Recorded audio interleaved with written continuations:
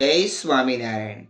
બ્રહ્મ સ્વરૂપ શ્રી પ્રમુખ સ્વામી મહારાજ જીવન ચરિત્ર ભાગ 12. આજનું વાંચન. જળ મૂળથી વાસના ટાળે. તારીખ 6/3ની સવારે મંદિરમાં દર્શન કરી સ્વામીશ્રી ઘુમ્મટમાંથી આગળ વધ્યા ત્યાં જ સાદ સંભળાયો, બાપા મને અડધી મિનિટ આપો.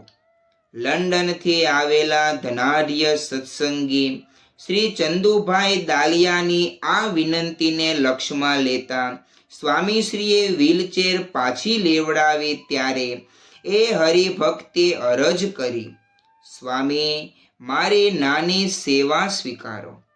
જો કે આમ કહી તેઓએ જે આંકડો જણાવ્યો તે પ્રમાણમાં ઘણો મોટો હોવાથી સ્વામીશ્રીએ કહ્યું, પહેલા એક પગથિયું ચઢો, પછી આગળની વાત. ના બાપા, મારે આટલી સેવા કરવી જ છે. આ આગ્રહ કરનારા હરિભક્તના સ્વભાવથી જેઓ થોડા ઘણા પણ પરિચિત હતા તે સૌ આ ક્ષણે આશ્ચર્ય અનુભવી રહ્યા. ત્યાં જ એ સત્સંગી વળી બોલ્યા, બાપા મારો લોભ છોડાવો, મારે બહુ સેવા કરવી છે. તેઓના આ આર્તનાદમાં આંતરિક પ્રકૃતિના પરિવર્તનનો પડઘો હતો. ચીકણો હાથ ધરાવનારા એ માલે તુજાર મુમુક્ષુની આજે ખુલ્લી થઈ ગયેલી હથેળી સ્વામીશ્રીનો મહિમા પણ સમજાવી રહી કે તેઓ કેવળ બીડી તમાકુ કે દારૂમાંસ છોડાવનારા ધર્માચાર્ય જ નથી. તેઓ ફક્ત રોગાદી કે ભૂતાદિના ઉપદ્રવ ટાળનારા જ ધર્માત્મા નથી. સ્વામીશ્રી તો છે જીવ સાથે જડાયેલી વજ્રસાર સમી માયાને ટાળનારા ગુણાતીત ગુરુ. જેમ શેકેલા કચુકા પરથી છાલ છૂટી પડે એટલી સહેલાઈથી તેઓના સત્સંગમાં પ્રાણ સાથે ચોંટેલી પ્રકૃતિ ખરી પડતી. છતાં પોતાના આ શિરમોર સામર્થ્યને ઈષ્ટદેવ અને ગુરુદેવના ચરણે ધરતા સ્વામીશ્રીએ પેલા ભક્તને કહ્યું, આજે ભગવાનની પાસે આવ્યા છો તો ભગવાન બધું છોડાવશે. તમારા બાપુજી ચત્રભુજ દાલિયાની લોભ વૃત્તિ યોગી બાપાએ છોડાવી દીધેલી તો તમારી કેમ ન છૂટે? સ્વામીશ્રીની આ ભક્તિ અને શક્તિનું દૈવત પામી આજનો સૂર્ય અધિક દેદીપ્યમાન ભાસી રહ્યો. તેના ઉજાસમાં સૌ સ્વામીશ્રીને વધાવતા ગાઈ રહ્યા, જળ મૂળથી વાસના ટાળે, એવું કોણ કરે કળી કાળે. ભાસ્યો ઝેર બરાબર ભોગ. તારીખ 6/3ની સવારે સ્વામીશ્રી ભોજન ગ્રહણ કરવા બિરાજ્યા ત્યારે તેઓએ ઓઢેલી શાલના સંદર્ભમાં ભદ્રેશદાસ સ્વામીએ કહ્યું, બાપા આજે આપે ફાટેલી શાલ પહેરી છે એની નોંધ બધાએ લીધી. એમાં શું નોંધ લેવાની હોય? આ ક્યાં મોટી વાત છે? સ્વામીશ્રી બોલ્યા. તેઓએ આવો જ ઉપેક્ષા ભર્યો પ્રતિભાવ આજની સવારે આ શાલ ઓઢતી વખતે પણ આપેલો. એ સમયે ફાટેલી શાલને જોઈ સેવકોએ કહેલું કે સ્વામી આપણે આ શાલની જગ્યાએ નવી શાલ મંગાવી લઈશું. આ નવી જ છે ને, ક્યાં જૂની છે? નવી લાવવાની જરૂર નથી, આને સંધાવી લેજો. સ્વામીશ્રી બોલ્યા. આ વૈરાગી વૃત્તિ સાથે તેઓએ અત્યારે પણ ફાટેલી શાલ સામે ઉઠાવાયેલા વાંધા સામે જ વાંધો ઉઠાવ્યો. ત્યારે સંતોએ જણાવ્યું, બાપા આપ સંસ્થાના પ્રમુખ છો ને આવા ફાટેલા કપડાં પહેરો તે પ્રમુખે જ આવા કપડાં પહેરવાના હોય. સ્વામીશ્રીના મુખેથી જાણે પ્રમુખ સંહિતાનો એક પાઠ સરી પડ્યો. મોવડે બાબતે તેઓનું મંતવ્ય કદાચ આવું હશે કે જે વધુ સેવા કરે અને ઓછી સગવડની અપેક્ષા રાખે તે આગેવાન. તેથી જ તેઓ વધુમાં બોલ્યા, આપણે જ્યાં ત્યાં જેવું તેવું જેમ તેમ ચલાવી લેવું. સુવિધા તો દૂરની વાત, પરંતુ આવશ્યકને પણ ઉવેખીને સેવા માર્ગે ધસી જનારા હતા સ્વામીશ્રી. પ્રમુખની આ અલૌકિક રીતનો એક નવો અધ્યાય આજના ભોજન દરમિયાન જ ખુલ્યો. અત્યારે સ્વામીશ્રી જે ખંડમાં બિરાજી જમી રહેલા તેની ત્રણેય દિવાલ કાચની હતી. તેથી ઓરડાની બહારના ઉદ્યાનમાં વિહરી રહેલા મોરલાઓ કાચમાં પોતાનો જ પ્રતિબિંબ જોઈ ચાંચો મારવા લાગ્યા. સમોવડિયાને સાંખી ન શકવાની વૃત્તિ જીવ પ્રાણી માત્રમાં સમાન જ છે કે શું? પરંતુ કાચ પર ચાંચો ટકરાવતા એ મયુરોને અલગ જ અભિગમથી જોતા સ્વામીશ્રી બોલ્યા, હું ખાવ ને એ બિચારા જોયા કરે છે, એને કાંઈક તો આપો. આમ કહી તેઓએ પોતાના થાળમાં રહેલા બાફેલા લીલા ચણા બતાવતા જણાવ્યું, આ ચણા છે એ આપો ને. પોતાના ભાણાનો ભાગ આપીને અન્યની જઠરા જાળ ઠારે એવા પ્રમુખ હતા સ્વામીશ્રી. મળે ખૂબ કર્યો રંગ ખેલ. સ્વામીશ્રીના સારંગપુર મુકામે પધારવાના એક પ્રયોજન રૂપ ફૂલદોલોત્સવ તારીખ 8/3 રોજ આવી પહોંચતા આ પ્રાસાદિક ગામમાં ભક્તોની ભારે ભીડ મચી રહી. તેમાંય આજની સવારે સ્વયં સ્વામીશ્રીએ સંતોના અલાયદા રંગોત્સવનું આયોજન કરવા આદેશ આપ્યો. તેથી સંત સમાજમાં તો અદકેરો આનંદ પ્રવર્તી ગયો. તે હરખના હેલે ઠેલાતા સૌ સંતો આશરે 10:30 વાગ્યાના સુમારે સ્વામીશ્રીના નિવાસની પાછળ ખીલેલી હરિયાળીમાં એકત્રિત થઈ ગયા. અત્રે રંગબેરંગી ફૂલોથી મઢેલી અર્ધ ગોળાકાર કમાનની પાર્શ્વભૂ સાથે મંચ ખડો થયેલો. તે પર સ્વામીશ્રી બિરાજતા જ એક ઉજ્જવળ ઇતિહાસનું પુનરાવર્તન થઈ રહ્યું.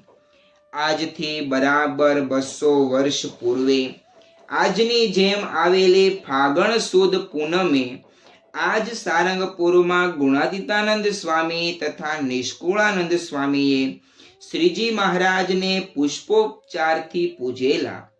એ જ રીતે આજે મહંત સ્વામી તથા ડોક્ટર સ્વામીએ સ્વામીશ્રીને પુષ્પહાર પહેરાવ્યો અને કોઠારી ભક્તિપ્રિયદાસ સ્વામી તેમજ ઈશ્વરચરણદાસ સ્વામીએ ફૂલના બાજુબંધ ધારણ કરાવ્યા.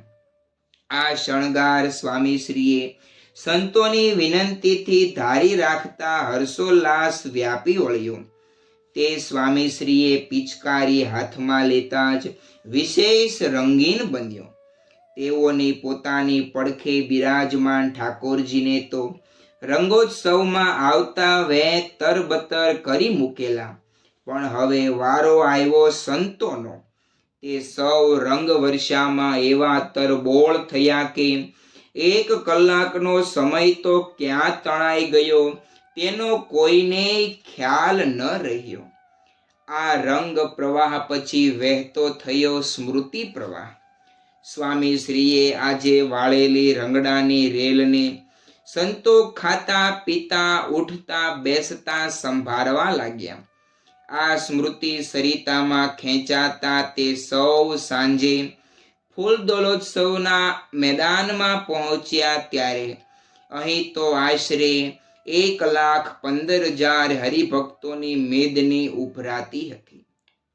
આ વિરાટ સમુદાય સમક્ષ ઊભેલા મંચ પર ઉડી રહેલા રંગ ફુવારા અને વિવિધ રંગી ફૂલડાઓની સજાવટ વચ્ચે સ્વામીશ્રીનું આસન ગોઠવવામાં આવેલું. તેઓની નાજુક તબિયતને ધૂળ ધૂપથી બચાવવા આ વખતે મઢુલી આકારની કાચની કેબિન રચવામાં આવેલી.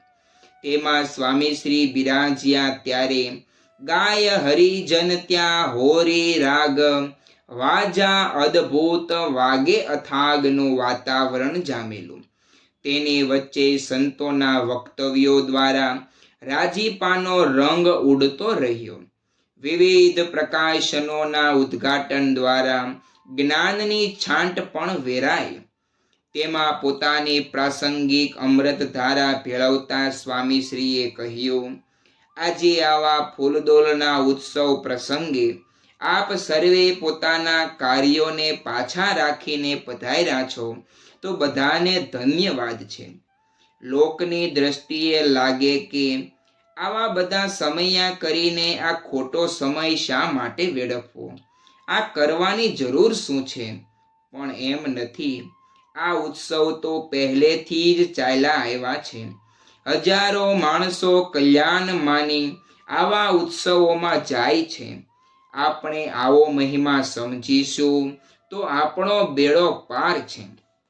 આપણને એમ છે કે ઉત્સવમાં જઈને શું લાભ, પણ ત્યાં જઈએ તો આપણી આંખ ભગવાનના દર્શન કરે તો આંખ પવિત્ર થાય.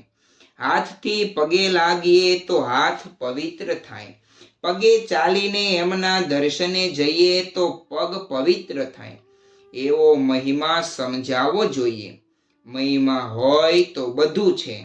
આપણે એ મહિમા સમજીને આ માર્ગે આવ્યા છીએ તો બધાનું ભગવાન કલ્યાણ કરશે, બધાને સુખ આવશે. સ્વામીશ્રીના આ શબ્દોની અનુભૂતિ સૌને થોડી જ ક્ષણોમાં સાકાર થવા માંડી. જ્યારે તેઓએ ચાંપ દબાવી રંગની જળી વરસાવવી શરૂ કરી.